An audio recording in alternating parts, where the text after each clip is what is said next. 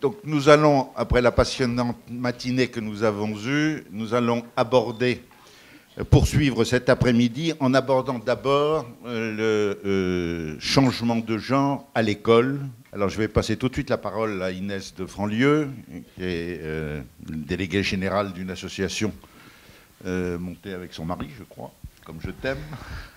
Alors, en effet, on m'a demandé de venir vous parler un petit peu, dans le cadre de ce colloque, de l'expérience que j'ai pu constater, ça va être plutôt des constatations, alors que ça fait une quinzaine d'années que je viens et que je suis au contact d'élèves, puisque, en effet, ça fait 15 ans que je parle dans le cadre des établissements scolaires de ce qu'on appelle le ARS, éducation affective, relationnelle et sexuelle.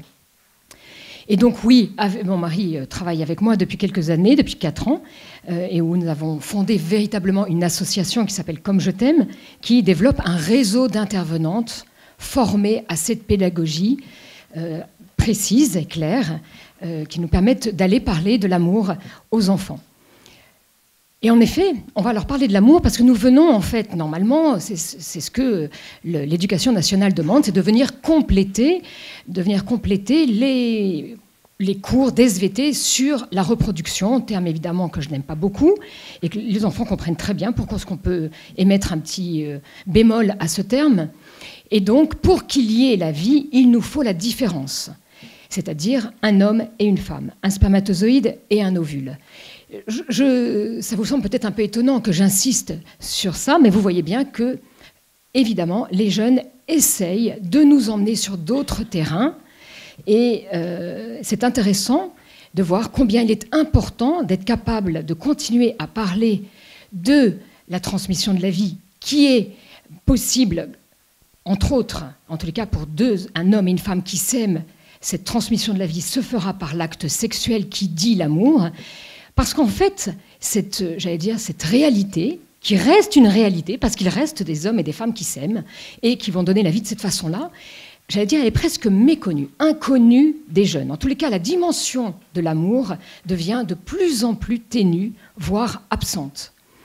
Et l'évolution que j'ai constatée, c'est que quand nous parlons aux plus jeunes, nous leur demandions comment est-ce qu'on sait qu'on est garçon, comment est-ce qu'on sait qu'on est fille. Question que nous ne posons plus, parce qu'au début, cette question, il y avait comme réponse, je sais pas. Alors, il y avait beaucoup qui ne savaient absolument pas comment est-ce qu'on pouvait savoir qu'on était garçon ou fille. C'était une évidence, on l'est, quoi. Vous voyez ? Et puis quelques-uns qui me disaient, la fille, elle a des cheveux longs, voilà. Ah non, mais aujourd'hui, c'est plus du tout ça.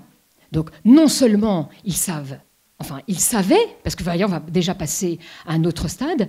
J'ai vu l'arrivée, et avec bonheur, de la réponse très claire, parce que les garçons, ils ont un petit zizi, voilà. Plus de difficulté à dire ce qu'avait la fille. Mais en tous les cas, quand j'en disais oui, c'est ça, c'est donc bien le sexe qui nous dit le garçon et qui nous dit la fille, il n'y avait pas de discussion. Et aujourd'hui, nous sommes obligés de passer du temps, parce que vous dites, mais non, en fait, non, pas du tout, madame, vous savez, il peut y avoir la chirurgie. Alors, le mot chirurgie, il revient en boucle. Donc, alors je dis, qu'est-ce que vous voulez dire par la chirurgie? Et donc, on réalise qu'aujourd'hui, vraiment, dans la tête des plus jeunes, c'est-à-dire, nous, on commence à leur parler à partir des classes de CM, le fait que le garçon est un garçon parce que la partie génitale qui se trouve entre ses jambes est masculine et celle d'un garçon, ça n'est déjà plus du tout une évidence.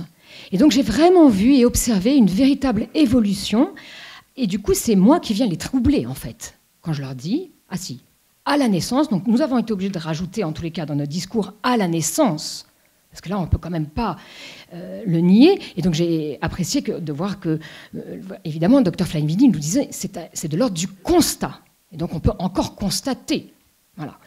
Mais c'est assez impressionnant. Et moi, ce que j'y vois aussi, c'est une évolution qui est peut-être liée, comme on parlait de cette autodétermination de l'enfant, et je constate plusieurs choses, c'est que depuis de nombreuses années, cette autodétermination, elle est déjà un petit peu en marche dans les pédagogies, ne serait-ce que de l'école, puisque nous arrivons dans les classes, pour beaucoup d'entre elles en primaire, où les tables sont tournées, les enfants sont tournés les uns vers les autres, le savoir émerge de l'enfant, Et je constate de plus en plus que, en fait, en arrivant en lycée, les jeunes n'ont absolument aucune confiance d'emblée dans la parole d'un adulte. Et ça m'impressionne beaucoup.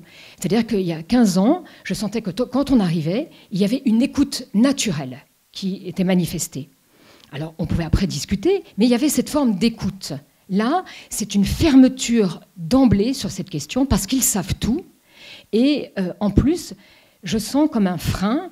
Voilà, l'adulte n'a rien à apporter aux jeunes. Et ça, c'est quand même très inquiétant. Et ça revient à ce qu'on disait ce matin, pour moi, un phénomène qui va expliquer l'angoisse, la peur, le mal-être de nos enfants. C'est-à-dire que l'adulte ne sait plus très bien comment se positionner et il n'y a plus de guide. Et j'aime bien parler du guide parce que dans l'éducation, j'aime parler du guide de montagne. Vous savez que si vous partez en montagne, que vous ne connaissez pas bien la montagne, évidemment, on prend un guide et ce guide, il se met devant, à côté ou derrière le groupe. Évidemment qu'on a tendance à me répondre devant. Et si ce guide se met à se retourner en disant « vous voulez passer à droite » ou en fait « est-ce que vous préférez passer à gauche ?» assez rapidement, vous commencez à être un peu inquiet de se dire « est-ce qu'il connaît le chemin ?» Et il me semble que dans beaucoup de pédagogie, et il est aussi beaucoup, j'allais dire même pour les parents, on leur dit beaucoup de poser beaucoup de questions, de pas trop leur dire les choses. On est beaucoup dans l'interrogation de l'enfant, et dans une certaine mesure, c'est légitime et c'est bon, mais dans une autre mesure, y a-t-il quelqu'un qui vient apporter une parole qui peut construire et me guider? Et pour revenir à ce que je constate dans les établissements scolaires, c'est qu'en effet, depuis 2 ans, nous avons des enfants qui se disent trans, et donc un espèce de trouble en disant « mais dans quel groupe je vais aller ?» Puisque nous parlons dans des groupes non mixtes, on parle un groupe de filles, puis on prend les groupes de garçons. Et le trouble est aussi manifesté par l'éducateur, par le CPE qui dit, qui vient me voir en me disant, alors cette fille, en fait, elle dit qu'elle voudrait, enfin, on l'appelle avec un autre nom, qu'est-ce qu'on fait? Je dis, vous m'avez dit quoi? Cette fille, alors elle va dans le groupe des filles. Et vous voyez que même l'éducateur, et à travers ce que Aude nous a révélé, évidemment qu'on est en mal-être de se dire, est-ce que ça va encore nous retomber dessus? Oui. Donc je comprends aussi le trouble de ces éducateurs, ne sachant pas très bien comment il est encore possible de se positionner. Et ça, ce phénomène que moi j'ai vu apparaître depuis 2 ans, s'est beaucoup augmenté cette année, c'est-à-dire, c'est dans toutes les classes pas toutes les classes de filles, pardon, mais dans tous les établissements, s'il y a eu plusieurs classes, nous avons eu au moins une fois un groupe dans lequel il y avait un enfant trans, et qui se disait trans. Et ça a toujours été des filles. Pour l'instant, je n'ai pas rencontré de garçons me disant qu'il se sentait voulant et désirant, qu'il se sentait femme et qu'il avait donc besoin d'un corps de femme. Pour l'instant, je n'ai rencontré que des filles.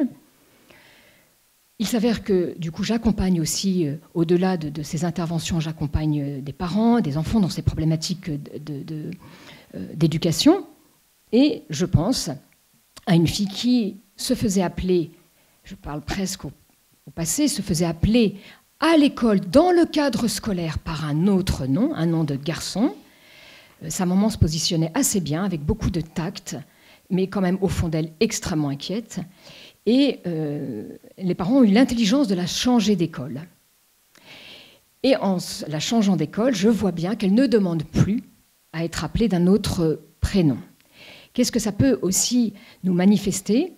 C'est qu'évidemment, il y a aussi une position assez facile quand on ne se sent pas bien, d'avoir une position un peu victimaire. Et donc, évidemment, toutes ces nouveautés en termes de sexualité fait que les uns et les autres se tournent vers l'enfant en disant « Ah ouais, c'est vrai, toi, etc. » Il n'y a pas plus tard qu'en début de semaine, j'étais dans une classe où, eh bien, évidemment, il y en a une qui s'est mise un peu à pleurer, donc l'autre l'a évidemment énormément consolée. Et il faudrait qu'on arrête l'intervention parce qu'il y en a une qui pleure parce qu'elle ne se sent pas bien. Et beaucoup de cours s'arrêtent parce qu'on ne se sent pas bien. Voyez ? Et pour elle, je n'ai pas demandé pourquoi elle ne se sentait pas bien, mais je l'ai vu venir. Quant à d'autres se sont manifestés très clairement dès le début en disant nous, elles m'ont montré qu'elles n'avaient pas de poitrine, donc elles voulaient être des garçons.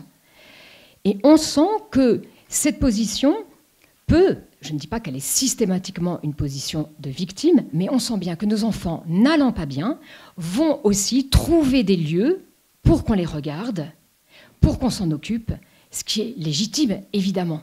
Mais attention de ne pas penser que tout de suite, c'est forcément, véritablement, ce qu'ils ressentent. Pourquoi est-ce que je peux le dire? Parce que quand on a, j'allais dire, le courage de continuer à dire ce qu'on a à leur dire, à ma grande stupéfaction, la fille qui, au début, a commencé à me dire que vraiment j'étais incroyable de venir parler du corps alors qu'elle se sent si mal dans son corps, on la voit qui lève la main, qui participe, qui pose une question. Et en début de semaine, la fille qui vient me remercier. Et je lui dis, mais tu as été contente d'entendre une parole sur le sens de ton corps. Ah, j'ai jamais entendu tout ça. M'a-t-elle dit un petit peu raide, mais quand même, vous voyez. Et on sent que quand on ne va pas bien, il n'est pas facile d'aller bien. Il ne faut pas oublier ça. Quand on ne va pas bien, être accompagné va aussi demander d'accepter de renoncer parfois, et c'est-à-dire se libérer de choses qui n'allaient pas si bien, qui maintenant peuvent aller bien. Et tout ça demande du temps et peut, j'allais dire, un petit peu embarrasser l'adulte en se disant « est-ce que j'ai le droit de continuer ?» Vous voyez, et en se disant, voilà, quel est mon droit encore en tant qu'adulte, puisque nous tombe sur la tête l'impossibilité de venir, j'allais dire, guider l'enfant, puisque ça va être, je sais pas, une thérapie de reconversion, parce qu'on lui a dit quelque chose sur le sens de son corps. Donc on sent bien ce trouble, et de l'adulte, qui ne sait plus très bien comment se positionner, fruit aussi de ces pédagogies, me semble-t-il, en place depuis bien longtemps, où le professeur n'a plus le droit, d'abord, moi ça fait que 15 ans que je suis dans les écoles, mais alors le nombre de termes qu'il a fallu apprendre pour parler de l'institutrice, mais non madame, on ne dit plus institutrice, on dit, si vous voyez, tout ça qui est toujours mouvant, fait qu'on comprend et le trouble de l'adulte qui est censé accompagner l'enfant en difficulté, que les enfants sont en difficulté, on le comprend parfaitement, mais attention, je crois que l'enfant, même le jeune, parce que quand on est en début de lycée, on est un adolescent, mais on n'est quand même vraiment pas encore un adulte. Voilà, je crois qu'il a vraiment besoin d'un véritable accompagnement et que déjà de lui dire et lui donner le sens de son corps et d'en révéler la beauté. Vous voyez, je suis aussi assez frappée de voir qu'une fille aujourd'hui, et ça fait longtemps parce que ça fait partie du mouvement qui a habité le mouvement sans doute féministe, on ne veut plus voir son corps comme un corps potentiellement pouvant donner la vie. La femme ne veut plus donner la vie. Et je sens bien que chez les filles, ça, c'est un grand blocage. Et du coup, évidemment, ce corps qui se transforme et qui se transforme majoritairement en vue de donner la vie est très refusé. On ne le veut pas. Et donc, on veut être un garçon. C'est des petites constatations. Je ne dis pas, n'en faisons pas une généralité. Voilà, ce n'est que mon angle et de ce que j'ai pu remarquer dans les établissements scolaires et dans les accompagnements que je fais voilà, en cabinet plus privé. Merci, chère Inès.